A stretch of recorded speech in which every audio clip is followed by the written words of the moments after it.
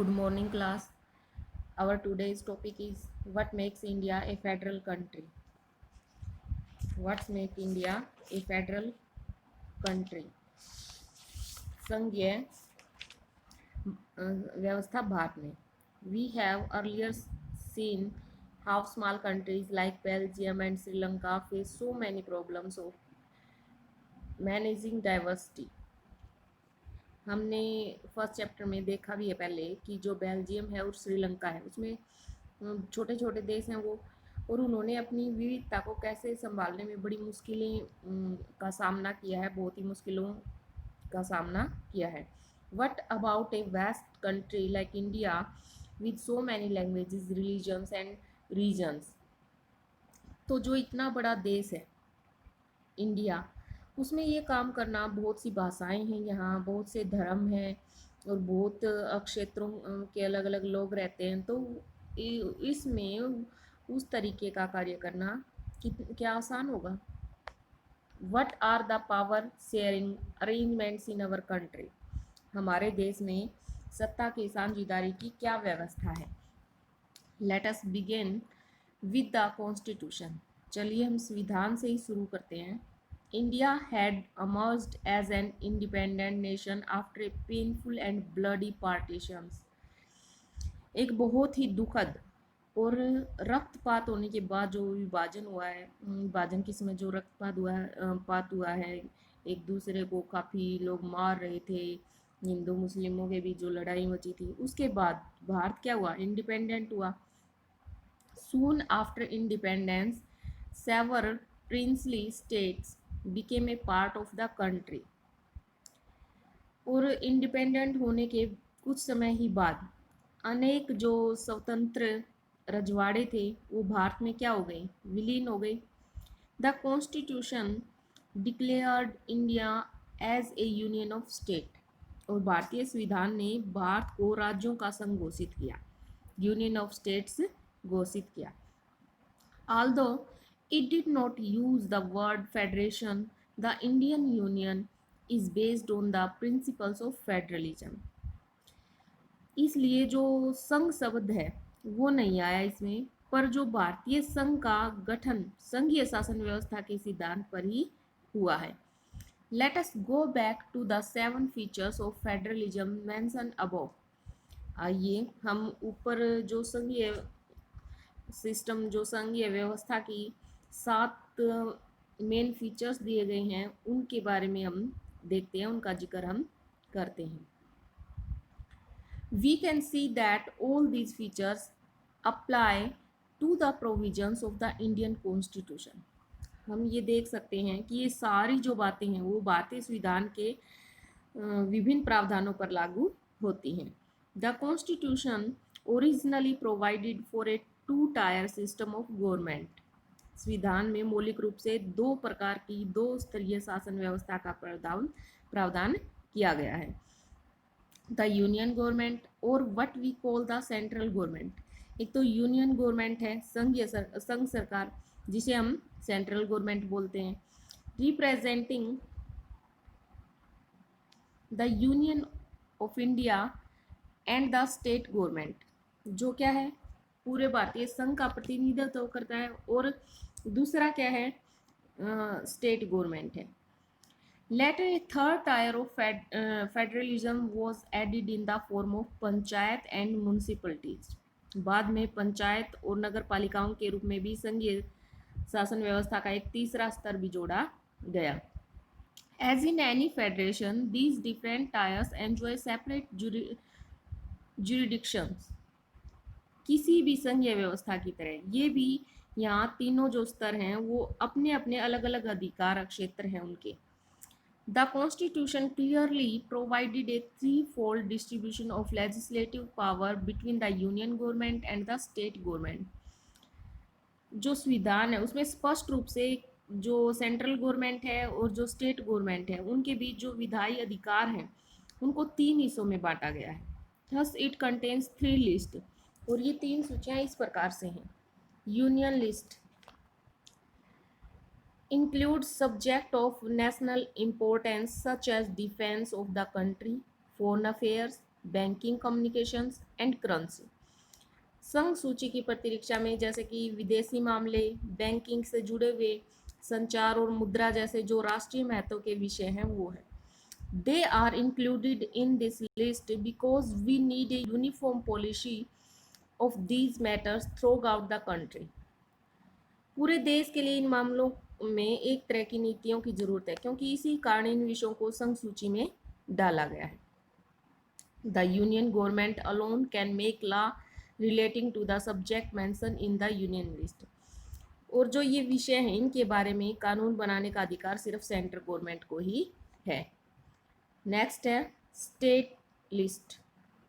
State list contains subject of state and local importance such as police, trade, commerce, agriculture and irrigation। वो कह रहे हैं कि जो राज्य सूची में जो कार्य आते हैं जैसे पुलिस है, व्यापार है, क्योंकि देखो आपको पता होगा पुलिस है, अलग अलग राज्यों की अलग अलग पुलिस है, वो स्टेट के हाथ में ही होती है अलग अलग जो पुलिस है। ये तो है नहीं कि पूरे कंट्री की एक ही पुलिस है, एक ही पुलिस है। व्यापार है, वाणिज्य है, कृषि है, सिंचाई है, ये क्या है स्थानीय महत्व के विषय हैं, एक अलग प्रांत के विषय हैं। The state government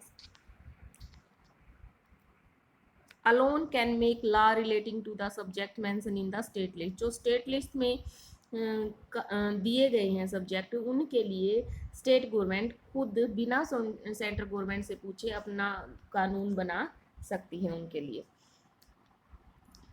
concurrent list समवर्ती सूची में क्या दिया गया है? Include subject of common interest to both the union government as well as the state government. इसमें क्या है कि जो ये विषय हैं इसमें केंद्र के साथ जो राज्य की सरकारें हैं वो दोनों मिल करके, केंद्र सरकार और राज्य सरकारें दोनों मिल करके इसमें कार्य करती हैं, as well as the state government. Such as जैसे एजुकेशन है, फॉरेस्ट ट्रेड यूनियंस है, मैरिज है, अडोप्शन है और सक्सेशन है। ये सारे क्या हैं ऐसे कार्य हैं जिनमें स्टेट और सेंट्रल गवर्नमेंट मिल करके कार्य करती है। Both the union as well as the state government can make law on the subject mention in the list. वो कह रहे हैं इसमें दोनों स्टेट और यूनियन गवर्नमेंट दोनों ही मिलकर कानून बनाने का दोनों को ये अधिकार है, दोनों एक दूसरे उस कानून से सहमत होने चाहिए, जरूरी है। If there laws conflict with each other the law made by the union government will prevail. लेकिन जब दोनों में कानूनों को लेकर अगर टकराव हो जाता है तो जो सेंट्रल गवर्नमेंट है उसके द्वारा बनाया गया कानून ही मान्य होता है, उसी को प्रेफरेंस दी जाती है। What about subject that do not fall in any of the three list? एक ये भी सवाल हो गया कि ऐसे कुछ सब्जेक्ट हैं जो दोनों ही सूचियों में नहीं आता, उनका क्या होता है? और subjects like computer software that came up after the constitution was made. और कुछ ऐसे सब्जेक्ट हैं जैसे कि कंप्यूटर सॉफ्टवेयर जो कॉन्स्टिट्यूशन बनाने के बाद आए हैं, उनका क्या होगा ये पूछ रहे हैं ये। According to our constitution the union government has the power to legislate on these residuary subject. वो कह रहे हैं कि जो ये बाकी सब्जेक्ट हैं, ये बचे हुए जो सब्जेक्ट हैं, इनमें कॉन्स्टिट्यूशन के अनुसार केंद्र सरकार जो सेंट्रल गवर्नमेंट है उसी के अधिकार क्षेत्र में ये चले जाते हैं। We noted about that most federations that are formed by holding together do not give equal power to the constituent units। हमने ऊपर देखा कि सबको साथ लेकर चलने की जो नीति है, होल्डिंग टुगेदर की जो नीति है, वो मानकर बनी अधिकतर बड़ी संघीय व्यवस्थाओं में साथी जो इकाइयों को बराबर अधिकार नहीं मिलते। मान लो होल्ड टुगेदर में जो आते हैं उनमें सभी को समान अधिकार नहीं मिलते हैं कि सबको एक जैसे ही अधिकार मिलेंगे। Thus all the states in the Indian union do not have identical powers. इसलिए जो भारतीय संघ है उसमें सारे राज्यों को बराबर अधिकार क्षेत्र नहीं दिए गए, बराबर अधिकार नहीं दिए गए। Some states enjoy special state, कुछ जो स्टेट्स हैं उनको एक विशेष दर्जा दिया गया है। जैसे Jammu and Kashmir has its own constitution, Jammu और कश्मीर का अपना अलग से क्या है, अपना अलग संविधान है, वो ऐसे राज्य हैं। Many provisions of the Indian constitution are not applicable to the state without the approval of the state assembly, और इस राज्य में विधानसभा की अनुमति के बगैर भारतीय संविधान के कई प्रावधान, कोई भी प्रावधान लागू नहीं किया जा सकता। Indian who are not permanent residents of this state cannot buy land or house here। वो कह रहे हैं कि यहाँ जो यहाँ का परमानेंट स्थायी निवासी नहीं है वो यहाँ जमीन और मकान नहीं खरीद सकता। पहले था अब ये, लेकिन जो 300 धारा 370 जो वो की गई है, रेड्यूस की गई है, उसके बाद क्या है, उसके बाद कोई भी वहाँ ज़मीन खरीद सकता है। वो इंडिया का ही अभिन्न अंग था पहले, है और रहेगा, तो वहाँ जा कर के कोई भी रह सकता है, वहाँ ज़मीन खरीद सकता है। अब सबको ये अधिकार मिल गया है, अब ये चेंज हो चुका है students. Similar special provisions exist for some other states of India as well.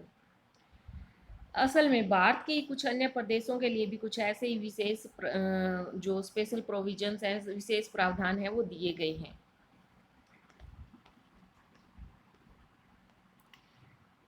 There are some units of the Indian Union which enjoy very little power।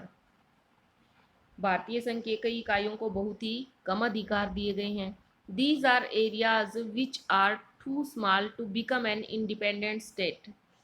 ये वैसे छोटे इलाके हैं जो अपने आकार के चलते स्वतंत्र प्राप्त नहीं बन सके, प्रांत नहीं बन सके, स्वतंत्रता पूरी तरीके से प्राप्त नहीं कर सके, यानी कि उनको बहुत ही कम अधिकार दिए गए हैं। State but which could not be merge with any of the existing states, इन्हें किसी मौजूदा प्रांत में भी विलीन करना भी संभव नहीं है, इनको किसी दूसरे स्टेट में भी मिला नहीं सकते।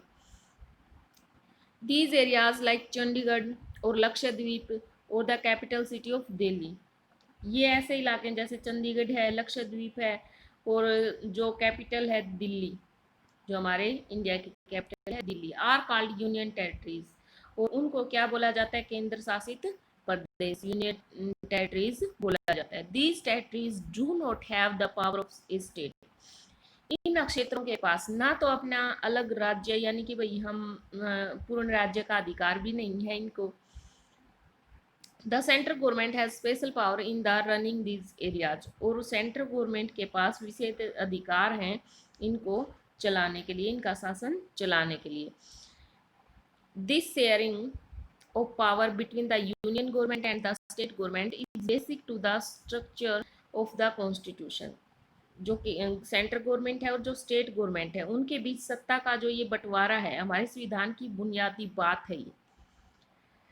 It is not easy to make change to this power sharing arrangements, और इस जो पावर शेयरिंग अरेंजमेंट्स है ये, इसमें बदलाव करना इतना आसान नहीं है। The parliament cannot on its own change this arrangements, अकेले जो पार्लियामेंट है वो इस व्यवस्था में बदलाव नहीं कर सकती है। Any change to it has to be first passed by both House of Parliament with at least 2/3 majority। अगर कोई बदलाव करना है तो जो संसद के दोनों सदन हैं उनमें 2/3 बहुमत से क्या करना होगा, मंजूर करवाना होगा। 2/3 बहुमत उनके लिए तैयार होना होगा कि ये बदलाव करना चाहिए या नहीं। Then it has to be ratified by the legislature of at least half of the total states, और फिर कम से कम हाफ स्टेट्स, आधे राज्यों की जो विभिन्न सभाएं हैं उससे ये मंजूर करवाना होगा, तभी कोई चेंज हो सकता है। जब the judiciary plays an important role in overseeing the implementations of constitutional provisions and procedures जो संवैधानिक प्रावधान है और जब कानून की भाई देख रेख की जा रही है कि सही से चल रहे हैं या नहीं, न्यायपालिका महत्वपूर्ण भूमिका निभाती है ये। In case of any dispute about the division of powers, the High Court and the Supreme Court make a decision. यदि कोई विवाद हो जाता है इन शक्तियों के बंटवारे में, इन पावर शेयरिंग में यदि कोई विवाद हो जाता है आपस में, तो जो डिसीजन है वो कौन लेता है? उच्च न्यायालय या सर्वोच्च न्यायालय में, हाई कोर्ट या फिर सुप्रीम कोर्ट में डिसीजन लिया जाता है। The union and state governments have the power to raise resources by levying taxes in order to carry on the government and the responsibilities assigned to each of them. सरकार चलाने और अपनी जो जिम्मेवारियों का निर्वाह करने के लिए जरूरी जो कर इकट्ठा करने के संबंध में जो केंद्र और राज्य सरकारों को कर लगाने और संसाधन जमा करने के अधिकार हैं। सो स्टूडेंट्स, आज हमने इतना ही किया। आप अपने नोट्स साथ साथ तैयार करते रहिएगा। Thank you. Have a nice day.